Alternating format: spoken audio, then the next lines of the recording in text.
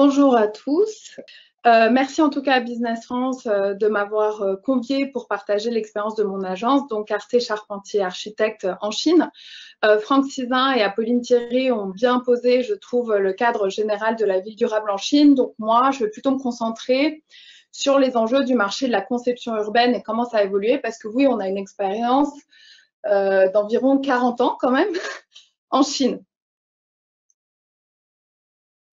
Pour vous présenter en quelques mots notre structure, Arte Charpentier Architecte, c'est donc une agence d'architecture, architecture intérieure, urbanisme et paysage, d'environ 120 personnes, fondée par Jean-Marie Charpentier et qui compte 20 associés.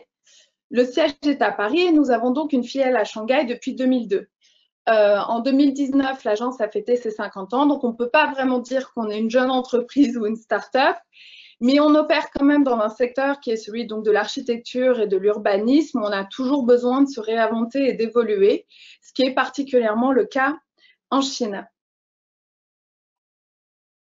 On est arrivé en Chine dans les années 1980 par Pierre Clément, donc le président d'Arte, qui avait développé à l'époque une politique de coopération scientifique et technique avec des institutions chinoises auxquelles fut associé Jean-Marie Charpentier au début des années 80. Mais il faudra attendre 1994, à l'époque où la Chine commence ses premiers grands projets d'architecture, pour que nous commencions à travailler sur des projets concrets dans la municipalité de Shanghai. Et en 1994, on a donc été lauréat du concours de l'Opéra de Shanghai. Et à partir de ce premier projet emblématique, comme vous voyez sur cette carte, on a développé de nombreux projets dans la municipalité, à la fois en architecture et en urbanisme. Petit à petit, on s'est progressivement constitué un réseau de partenaires et une expertise dans ce marché des équipements publics, donc les théâtres, les musées ou les équipements administratifs.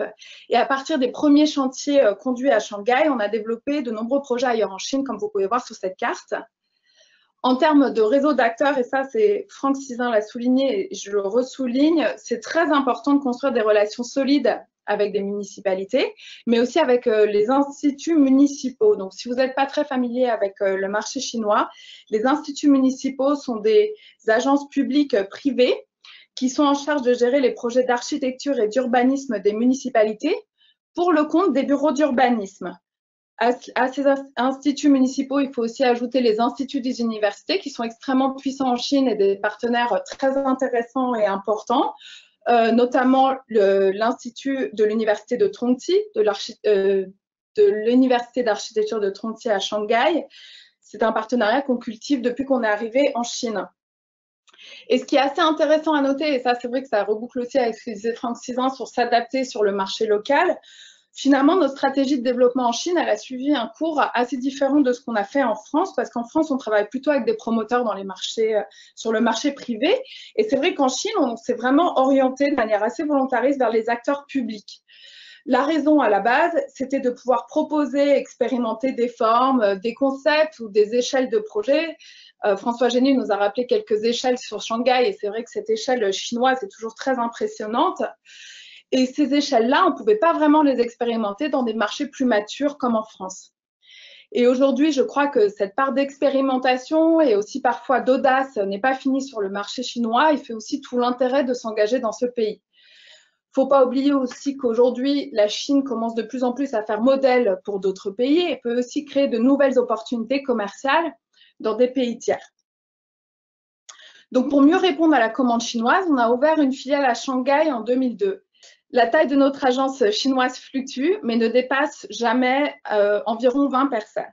On a essentiellement des ressources chinoises à notre agence shanghaïenne, sauf la directrice qui est franco-chinoise, le vice-directeur qui est français que vous voyez en photo ici, et 2 autres ressources détachées du bureau de Paris, dont moi-même. Aujourd'hui, ça fait 40 ans, donc comme je vous disais au début, que nous sommes ici, mais on n'a pas vraiment le sentiment d'être installé ou confortable parce que finalement, le marché chinois a considérablement évolué et nous demande de constamment nous re-questionner et évoluer dans nos pratiques et nos manières de faire. Je vais vous prendre l'exemple de ce qu'on appelle dans l'agence notre aventure wuhanaise pour vous montrer un peu où nous en sommes aujourd'hui. Ce qui est déjà intéressant, c'est de montrer comment on est passé de Shanghai à Wuhan, parce que ça montre un changement assez important dans le marché de la conception et de l'aménagement urbain en Chine. c'est qu'en termes de projet, on se déplace finalement des villes de premier rang comme Shanghai à des villes de second rang comme Wuhan, voire même de troisième et quatrième rang. Et aujourd'hui, on a pas mal de projets dans une petite municipalité du Zhejiang qui s'appelle Chuzhou. Et en fait, on constate qu'il y a tout un nouveau marché qui est en train de s'ouvrir dans des municipalités plus petites, qui ont des besoins et des enjeux très importants, mais aussi des capacités d'investissement et d'ouverture, je veux dire, à l'apport d'expertise étrangère de plus en plus importantes. Donc à Wuhan, comme à Shanghai, on a commencé par un projet d'architecture, celui que vous voyez ici, la Maison du Citoyen, qui est un grand bâtiment public de gestion administrative pour Wuhan, dont on a remporté le concours. À partir de ce projet, on a construit une relation de partenariat avec les instituts municipaux. D'abord l'Institut d'architecture dans le cadre du projet de la Maison du Citoyen, puis l'Institut municipal en charge du design urbain, qui nous a permis de nous engager sur de nouveaux projets. D'abord, un Central Business District de à peu près 140 hectares, dont vous voyez ici une perspective, qui est un projet de renouvellement urbain et de conception d'un quartier d'affaires au bord du Yangtze, aujourd'hui en cours d'aménagement.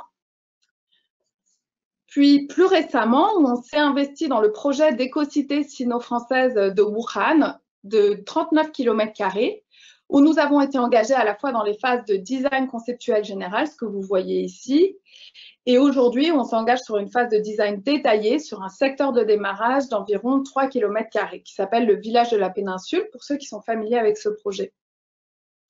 En fait, ce projet, il est assez intéressant à plusieurs titres, car il révèle vraiment les attentes des acteurs chinois vis-à-vis des partenaires français, puis la manière dont nous-mêmes, du coup, on a dû aussi évoluer dans nos pratiques pour répondre à ces attentes.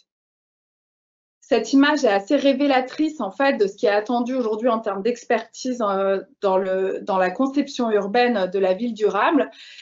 S'il est vrai que dans les années 90 et au début des années 2000, on était plutôt sur des projets d'architecture et d'assemblage en gros d'objets architecturaux les uns à côté des autres.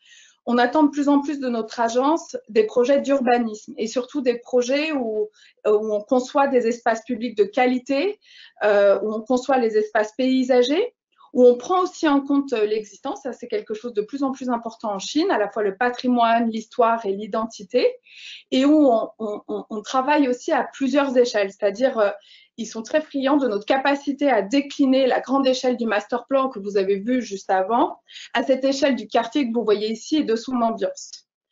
Pour nous, l'intérêt à nous engager dans ce genre de mission est bien sûr de proposer notre expertise en urbanisme, mais aussi de pouvoir nous positionner potentiellement sur des phases aval plus opérationnelles, c'est-à-dire derrière ces phases d'urbanisme, en fait, de proposer l'accompagnement dans des projets d'architecture. Je suis désolée, je suis un peu longue, mais j'arrive à la fin. Donc aujourd'hui, entre l'Agence de Paris et de Shanghai, on se répartit le travail globalement entre les concours de projets urbains chinois qui sont plutôt gérés depuis Paris, où on a aussi des ressources chinoises, et les missions d'architecture ou les phases plus opérationnelles qui sont plutôt gérées par la filiale de Shanghai, même si bien sûr on a aussi des projets où on collabore ensemble. Dans le cadre d'un marché de la conception urbaine qui est devenu de plus en plus concurrentiel, on peut dire qu'on nous attend à la fois, ce qui peut paraître un peu contradictoire, sur de la créativité, de l'apport de concepts, une expertise forte identifiable, et là je rejoins le commentaire qui a été fait sur Hong Kong, tout en ayant une attention à l'opérationnalité de ce qu'on propose pour que le projet ne reste juste pas dans les cartons.